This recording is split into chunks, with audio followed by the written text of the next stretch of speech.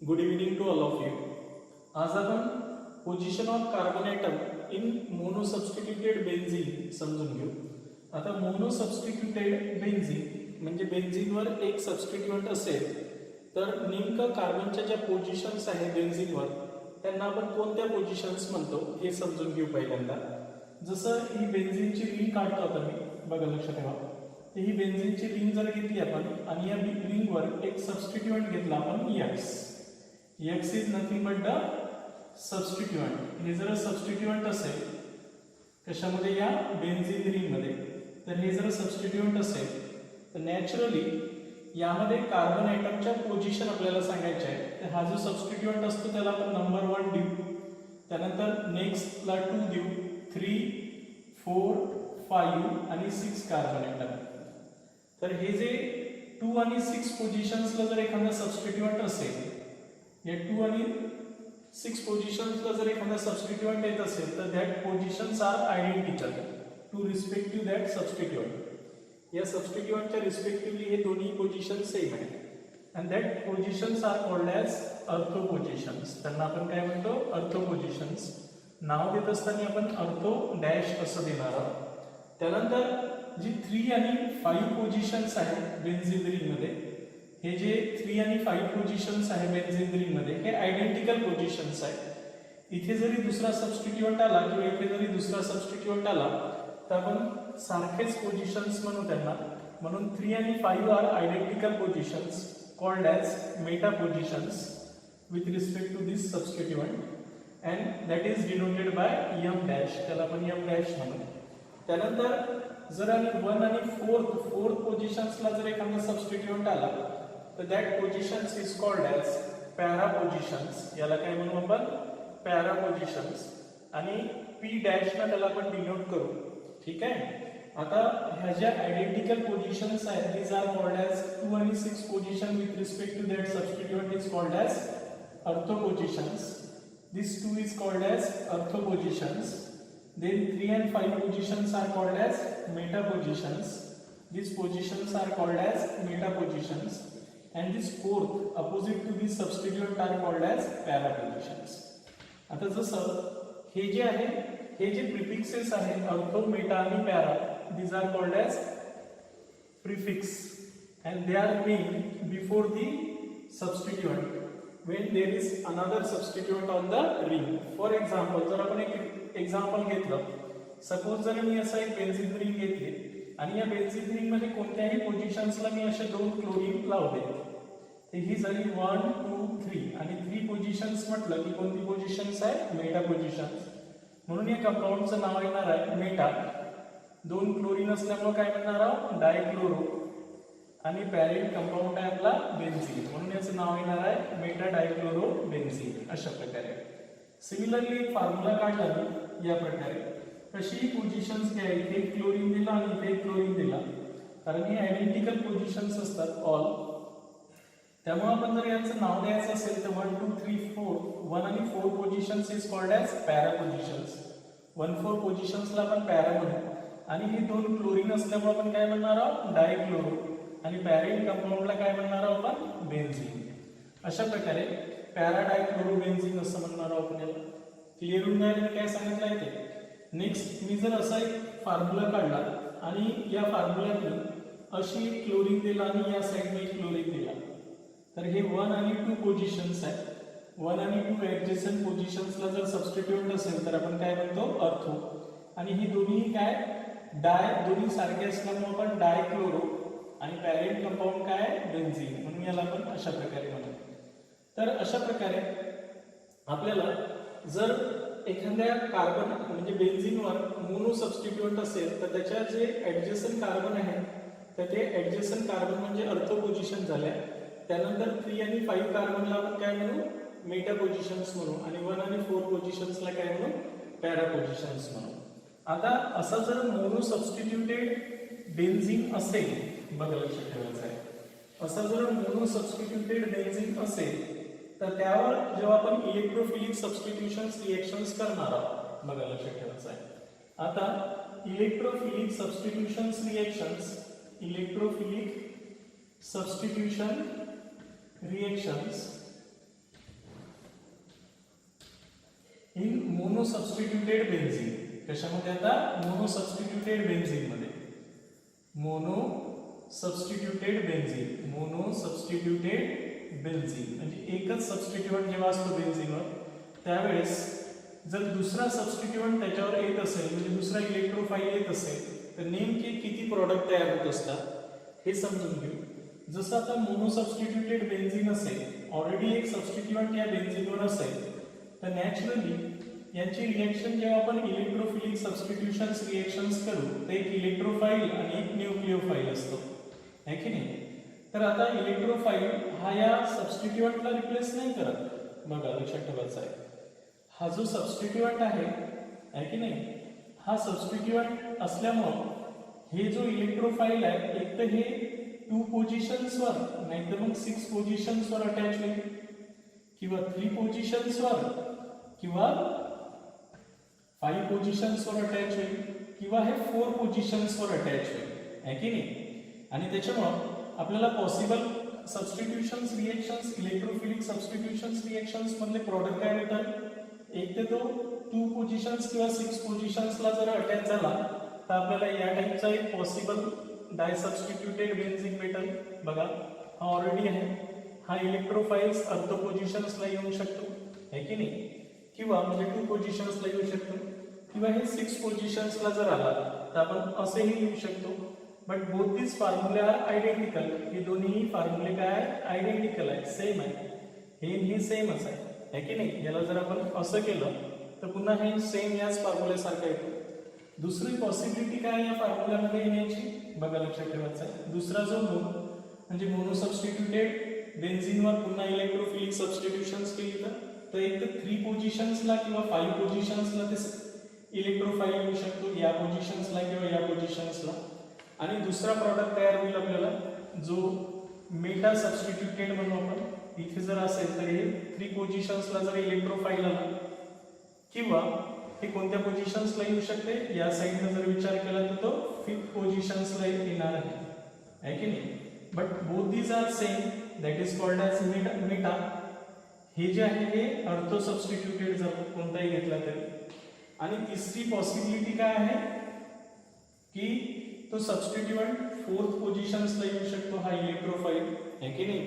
सबस्टिट्यूएंटच्या 4th पोझिशन्सला हा इलेक्ट्रोफाईल येऊ शकतो.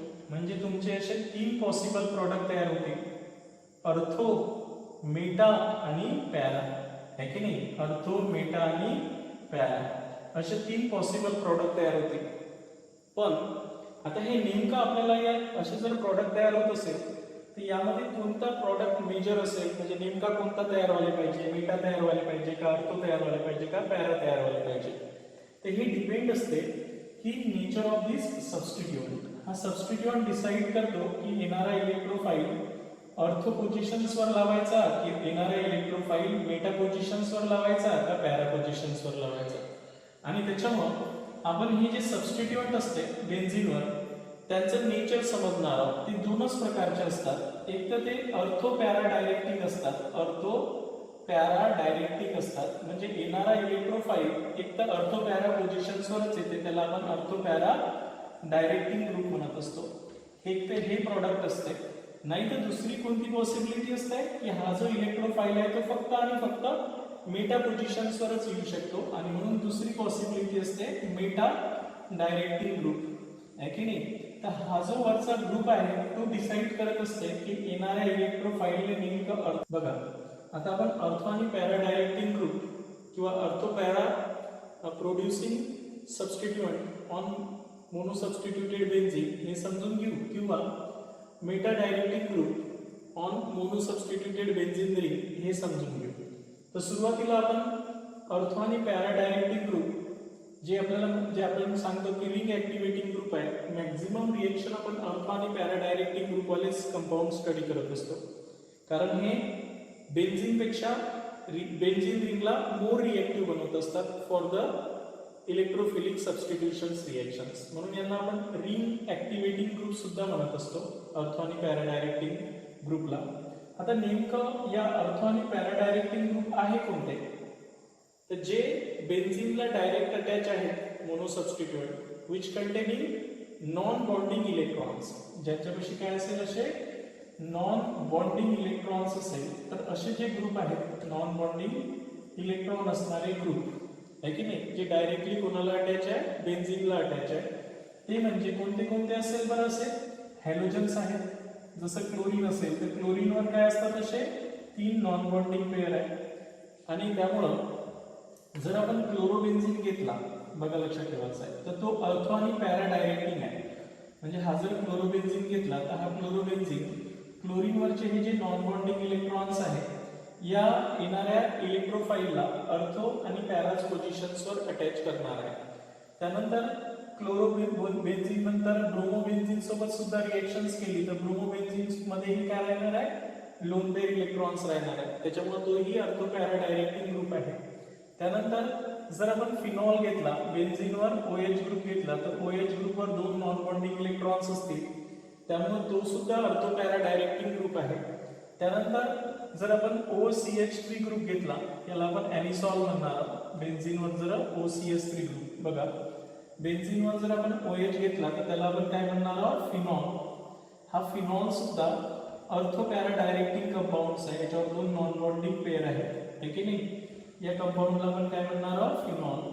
हे झालं तुमचा क्लोरोबेन्झीन. तर हे अर्थो पॅरा डायरेक्टिंग कंपाऊंड्स आहेत है ना, याला आपण अर्थो पॅरा डायरेक्टिंग म्हणणार आहोत. त्यानंतर बेन्झीनवर जर OCH3 असेल तर त्याला काय म्हणतो आपण, एनिसॉल. हा सुद्धा अर्थो आणि पॅरा डायरेक्टिंगच आहे एनिसॉल. यांच्यापाशी ऑक्सिजनवर नॉन बॉन्डिंग पेअर आहे, त्याच्यामुळे येणारा इलेक्ट्रोफाईल एनिसॉल मध्ये सुद्धा याला आपण एनिसॉल म्हणतो.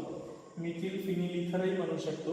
आणि हा सुद्धा अर्थो पॅरा डायरेक्टिंग आहे. येणाऱ्या इलेक्ट्रोफाईल्सला हा अर्थो आणि पॅरा पोझिशन्सवर अटॅच करत. सिमिलरली एनिसॉल नंतर आपण जर अमाइन्स घेतला, NH2 ग्रुप जर असेल तर एनिलीन म्हणणार आहोत आपण. बेन्झीनवर जर काय असेल NH2 ग्रुप असेल तर हा सुद्धा काय असणार आहे, अर्थो आणि पॅरा डायरेक्टिंग असणार आहे. येणाऱ्या इलेक्ट्रोफाईलला तो अर्थो आणि पॅरा पोझिशन्सवर अटॅच करत. म्हणजे हे अर्थो आणि या पॅरा पोझिशन्सवर अटॅच करत. त्यानंतर आपण जर सेकंडरी अमाइन जरी घेतला असता तर सेकंडरी अमाइन्स मध्येही हा सुद्धा अर्थो आणि पॅरा डायरेक्टिंग ग्रुप आहे. तर याला आपण एनिलीन म्हणत असतो, बघा लक्षात ठेवायचं, एनिलीन. तर हे जे कंपाऊंड्स आहेत हे अर्थो पॅरा डायरेक्टिंग कंपाऊंड्स आहेत है ना. म्हणजे येणाऱ्या इलेक्ट्रोफाईलला हे अर्थो आणि पॅरा पोझिशन्सवर अटॅच करत असतात. त्याच्यामुळं ज्या ग्रुप किंवा ॲटमवर जे बेन्झीनला डायरेक्टली अटॅच आहे त्यांच्यावर जर नॉन बॉन्डिंग इलेक्ट्रॉन पेअर असेल तर जनरली ते या रिंगची इलेक्ट्रॉन डेन्सिटी अर्थो आणि पॅरा पोझिशन्सवर इन्क्रीज करतील आणि आपल्याला अर्थो आणि पॅरा सबस्टिट्यूटेडच प्रॉडक्ट तयार होतील. बरोबर आहे. त्यानंतर अल्किल ग्रुप, असे कोणते ग्रुप आहे दुसरे, अल्किल ग्रुप सुद्धा आहेत जे अर्थो पॅरा डायरेक्टिंग आहे. अल्किल ग्रुपमध्ये कोणते कोणते, मिथिल ग्रुप घेतला असेल तो सुद्धा, इथिल ग्रुप घेतला, कोणताही अल्किल ग्रुप घ्या तुम्ही, तो अर्थो आणि पॅरा डायरेक्टिंग ग्रुप आहे. मीन्स R बॉन्ड असं लिहू शकतो आपण है ना. तर हे वाले जे ग्रुप आहे हे अर्थो पॅरा डायरेक्टिंग ग्रुप आहे. आता नेमकं हा क्लोरीन अर्थो पॅरा डायरेक्टिंग कसा आहे हे आपण याच्या रेझोनेटिंग स्ट्रक्चर होईल. म्हणजे आता आपण हे जे ग्रुप आहे किंवा ॲटम आहे जे डायरेक्टली बेन्झीनला अटॅच आहे ते अर्थो पॅरा डायरेक्टिंग कॅरेक्टर का दाखवतात इलेक्ट्रोफिलिक सबस्टिट्यूशन्स रिएक्शन्स मध्ये, तर ते समजून घेऊ आपण. ते कशावर समजणार आपण, त्यांच्या रेझोनेटिंग स्ट्रक्चर होईल. बघा आता लक्ष द्यायचं, मी सर्वात पहिल्यांदा क्लोरोबेन्झीन घेतो आणि या क्लोरोबेन्झीन मध्ये इलेक्ट्रोफिलिक सबस्टिट्यूशन्स रिएक्शन्स ही अर्थो आणि पॅराज पोझिशन्सवर का होते ते समजावून सांगतो. जसं आपण एक क्लोरोबेन्झीन घेतला आणि या क्लोरोबेन्झीनवर असे 3 नॉन बॉन्डिंग पेअर असतील आहे की नाही. तर हे जर 2 इलेक्ट्रॉन्स इथे शिफ्ट झाले तर हे 2 इलेक्ट्रॉन्स अर्थो पोझिशन्सवर शिफ्ट होतील. त्याच्यामुळे आपल्याला रेझोनेटिंग स्ट्रक्चर तयार करायचे आहे त्यांचे. आणि या रेझोनेटिंग स्ट्रक्चरवरून क्लिअर होऊन जाईल की तुम्हाला हा वाला अर्थो पॅरा डायरेक्टिंग ग्रुप का आहे, हा जो सबस्टिट्यूएंट आहे तो अर्थो आणि पॅरा डायरेक्टिंग का आहे हे आपण समजून घेऊ. येणाऱ्या इलेक्ट्रोफाईलला तो अर्थो आणि पॅरा पोझिशन्सवर का अटॅच करतो. जसं इथे आपण हे जर क्लोरीन घेतला, जसं इथे 2 इलेक्ट्रॉन्स इथे आले म्हणजे याच्यावर डबल बॉन्ड येईल, याच्यावर positive charge, 2 non bonding as it is राहील. हे 2 इलेक्ट्रॉन्स इथे ओपन झाल्यावर इथे निगेटिव्ह चार्ज तयार होईल आणि हे double bond as it is राहतील. पुन्हा हे दोन इलेक्ट्रॉन्स रिंग मध्ये डिलोकलाइज होईल, हे इथे आले हे दोन इलेक्ट्रॉन्स पॅरा पोझिशन्स वर ओपन होतील। नेक्स्ट रेझोनेटिंग स्ट्रक्चर आपल्याला तयार होईल या प्रकारचं, बघा लक्षात ठेवायचं आहे। बाकी सर्व पोझिशन्स आयडेंटिकल ठेवायचे आहेत, Cl positive lone pair as it is ठेवायचे आहेत काही। आता हे दोन इलेक्ट्रॉन्स इथे आल्यामुळे हे दोन इलेक्ट्रॉन्स इथे होतील डबल बॉन्ड, हे दोन इलेक्ट्रॉन्स पॅरा पोझिशन्स वर काय होतील, निगेटिव्ह चार्ज डेन्सिटी वाढवते आणि हे double bond as it is ठेवू आपण। नेक्स्ट रेझोनेटिंग स्ट्रक्चर ड्रॉ करू आपण की हे दोन इलेक्ट्रॉन्स इथे शिफ्ट झाले तर हे दोन इलेक्ट्रॉन्स या जागी शिफ्ट होईल आणि आपल्याला नेक्स्ट रेझोनेटिंग स्ट्रक्चर जर आपण यांचं ड्रॉ केलं तर या प्रकारे तयार होईल, double bond Cl positive lone pair as it is राहतील, ठीक आहे। हा वाला बॉन्ड ॲज इट इज येईल, हे दोन इलेक्ट्रॉन्स इथे शिफ्ट होतील म्हणजे इथे बॉन्ड येईल आणि हे दोन इलेक्ट्रॉन्स इथे शिफ्ट होतील म्हणून अर्थो पोझिशन्सवर वापस इलेक्ट्रॉनची डेन्सिटी वाढेल। बघा हा जो सबस्टिट्यूएंट आहे हा आपले नॉन बॉन्डिंग इलेक्ट्रॉन्स या रिंगला देतो आणि रिंगवर अर्थो पॅरा आणि अर्थो पोझिशन्सवर इलेक्ट्रॉनची डेन्सिटी इन्क्रीज होत असते। Finally as it is structure तयार होईल, हे इलेक्ट्रॉन्स जिथून आले तिथे वापस चालले जातील आणि फायनल आपलं जे स्ट्रक्चर आहे ते बेन्झीन क्लोरोबेन्झीनचं जसंच्या तसं क्लोरोबेन्झीनचं स्ट्रक्चर होईल, हे लोन पेअर इलेक्ट्रॉन्स इथे नॉन बॉन्डिंग येऊन जातील अशा प्रकारे। तर हे जे 3 रेझोनेटिंग स्ट्रक्चर तयार झाले, तर हे जे स्ट्रक्चर आहे या स्ट्रक्चरला तुम्ही कोणते स्ट्रक्चर म्हणताल, रेझोनेटिंग स्ट्रक्चर म्हणत असतात। बघा लक्ष द्या, या रेझोनेटिंग स्ट्रक्चरवरून असं लक्षात येते आहे की नाही की इलेक्ट्रॉनची डेन्सिटी अर्थो कोणत्या पोझिशन्सवर, अर्थो पोझिशन्सवर, त्यानंतर पॅरा पोझिशन्सवर आणि त्यानंतर अर्थो पोझिशन्सवरच इन्क्रीज होऊन राहिली आहे की नाही। मेटा पोझिशन्सवर काहीच फरक पडून नाही राहिला, त्यामुळे येणारा जो इलेक्ट्रोफाइल आहे ज्याच्यासोबत आपण रिएक्शन्स करतो तर हा वाला पॉझिटिव्ह चार्ज स्पेसिस बेसिकली एक तर अर्थो पोझिशन्सवर नाही तर एक तर पॅरा पोझिशन्सवर नाही तर मग एक तर अर्थो पोझिशन्सवर जाईल आणि त्याच्यामुळं क्लोरोबेन्झीन हा कोणता डायरेक्टिंग ग्रुप आहे, अर्थो पॅरा डायरेक्टिंग आहे। फॉर एक्झाम्पल जर मी आता या क्लोरोबेन्झीनचं क्लोरिनेशन्स केलं असतं, या क्लोरोबेन्झीनचं काय केलं असतं, क्लोरिनेशन्स केलं असतं, तर मला रिएक्शन्स पाठ करायचं कामच नव्हतं। बघा लक्षात ठेवायचं आहे, मला रिएक्शन्स पाठ करायचं कामच नव्हतं, क्लोरोबेन्झीन सोबत केली असती आपण कोणाच्या प्रेझेन्स मध्ये, अनहायड्रस AlCl3 या कॅटॅलिकच्या प्रेझेन्स मध्ये। काय झालं असतं, हा पॉझिटिव्ह इलेक्ट्रोफाइल हा न्यूक्लिओफाइल, हा वाला अर्थो पोझिशन्स आहे आणि हे वाली पॅरा पोझिशन्स आहे। एक क्लोरीन अर्थोवर आला असता, एक पॅरावर आला असता आणि आपल्याला जो प्रॉडक्ट तयार झाला असता तो कोणता झाला असता, अर्थो डायक्लोरोबेन्झीन तयार झाला असता आणि दुसरा कोणता तयार झाला असता, पॅरा डायक्लोरोबेन्झीन। कारण त्या क्लोरोबेन्झीनची टेंडन्सीज आहेत प्लस काय निघून गेला असता, HCl आणि हा जो पॅरा डायक्लोरोबेन्झीन तयार झाला असता, पॅरा डायक्लोरोबेन्झीन तयार झाला असता, हा वाला मेजर प्रॉडक्ट राहिला असता तुमचा, काय राहिला असता, मेजर। तरी समजावून सांगतो मेजर का म्हणून। आणि हे अर्थो डायक्लोरोबेन्झीन जो तयार झाला असता डायक्लोरोबेन्झीन, तर हा मायनर प्रॉडक्ट तयार झाला असता, बरोबर आहे, हा मायनर प्रॉडक्ट तयार झाला असता। आता तुमच्या लक्षात आलं असेल की येणारा इलेक्ट्रोफाइल हा कुठे लागणार आहे, इथे अर्थो आणि पॅरा पोझिशन्सवर, कारण अर्थोवर आणि पॅराच पोझिशन्सवर इलेक्ट्रॉनची डेन्सिटी इन्क्रीज होईल।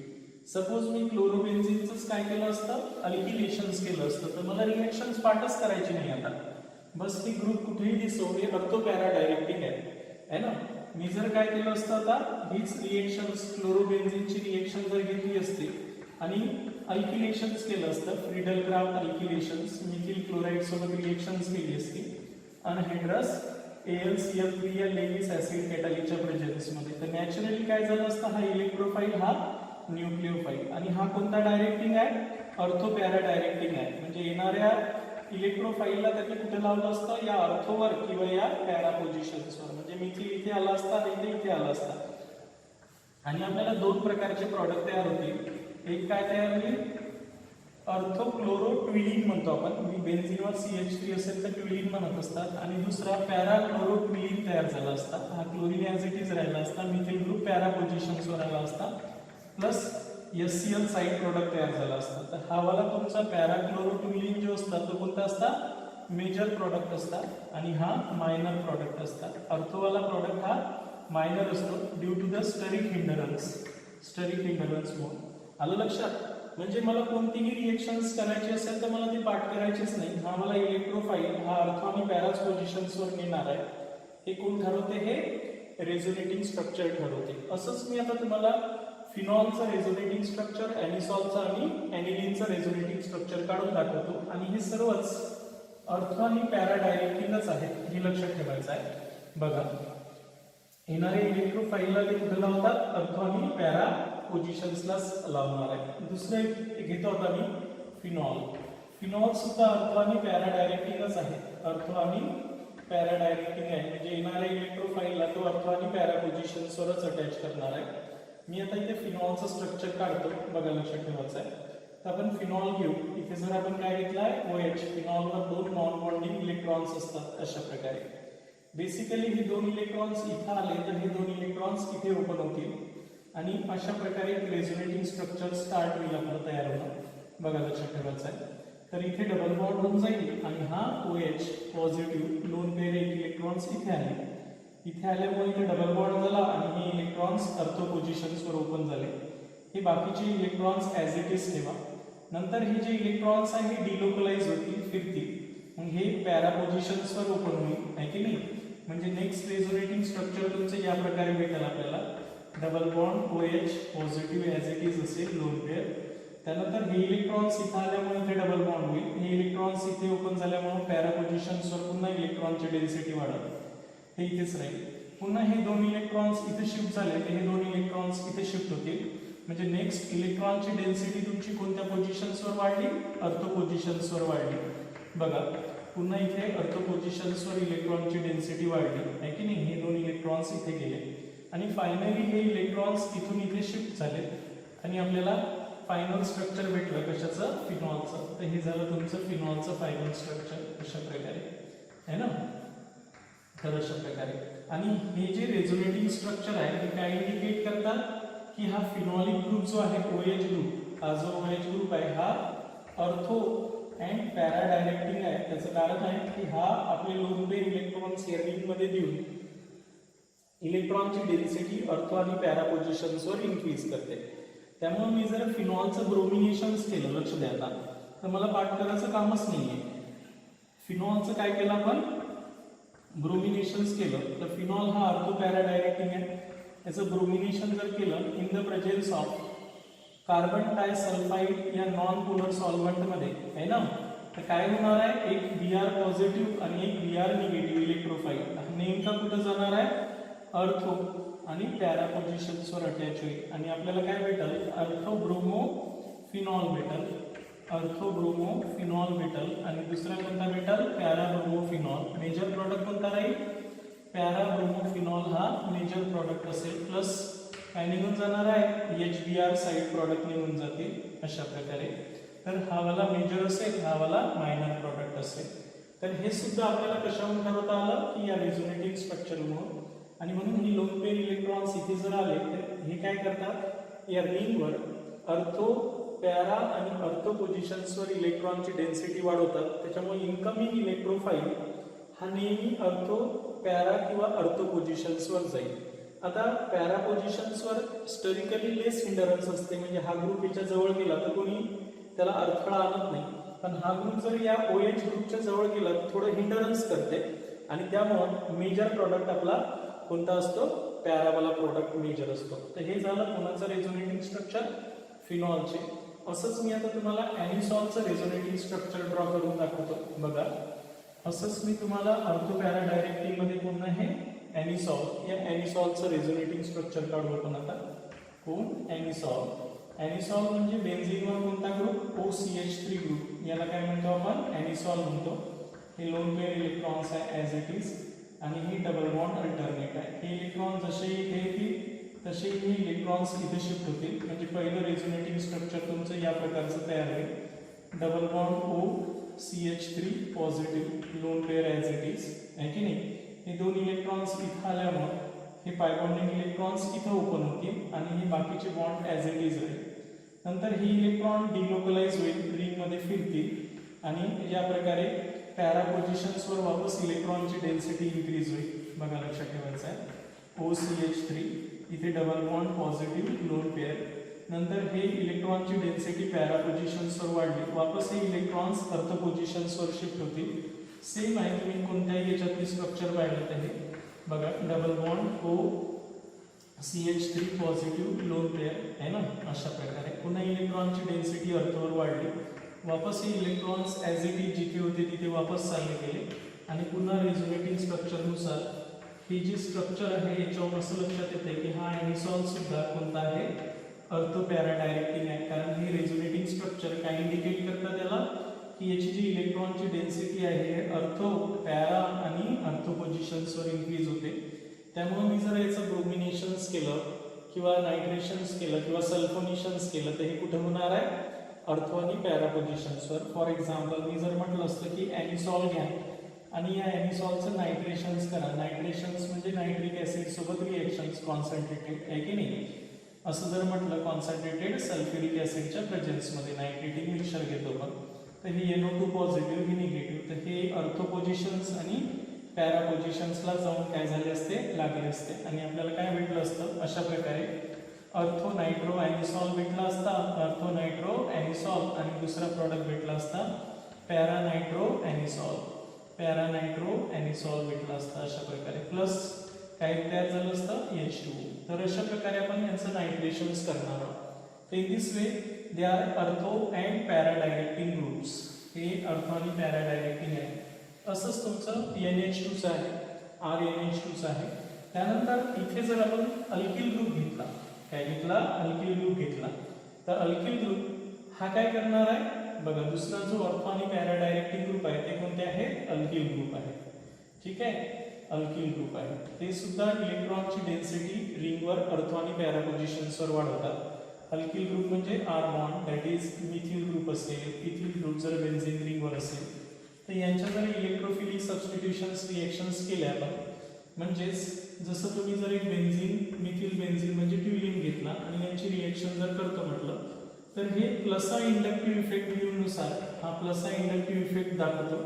यांच्यापाशी काही लोन पेअर इलेक्ट्रॉन नाही आहे, पण हे इलेक्ट्रॉन देण्याची टेंडन्सी ठेवतात आणि त्यामुळे हे अर्थो आणि पॅरा पोझिशन्सवर इलेक्ट्रॉनची डेन्सिटी वाढवतात due to the plus inductive effect. And hence the incoming electrophile, suppose मी याचं क्लोरिनेशन्स केलं असतं in the presence of anhydrous AlCl3, तर नॅचरली हा इलेक्ट्रोफाइल अर्थो आणि पॅरा पोझिशन्सवर गेला असता आणि आपल्याला अर्थो क्लोरो ट्युलिन आणि पॅरा क्लोरो ट्युलिन असे दोन प्रॉडक्ट तयार झाले असते. Out of this the para chloro toluene is the major product, हा मला मेजर प्रॉडक्ट राहिला असता प्लस HCl. तर अशा प्रकारे हे सुद्धा इलेक्ट्रॉन डोनेटिंग ग्रुप आहे as plus inductive effecting group, and that's why they also ortho para directing group. Next आता आपल्याला मेटा डायरेक्टिंग ग्रुप समजून घ्यायचे आहे. इथे लक्षात आलं अर्थो पॅरा डायरेक्टिंग, क्लोरोबेन्झीन, ब्रोमोबेन्झीन, फिनॉल, ॲनिसॉल, ॲनिलीन. 12वी मध्ये सर्वात जास्त आपले कोणते आहेत, हेच यांच्याच रिएक्शन्स करायचे आपल्याला. का बरं, तर हे रिंग ॲक्टिवेटिंग ग्रुप आहे. म्हणजे ओरिजिनल जो बेन्झीन होता त्या बेन्झीनपेक्षा रिंगला हे ॲक्टिवेट करतात इलेक्ट्रोफिलिक सबस्टिट्यूशन्स करण्यासाठी, म्हणजे फास्टर रिएक्शन्स करतात.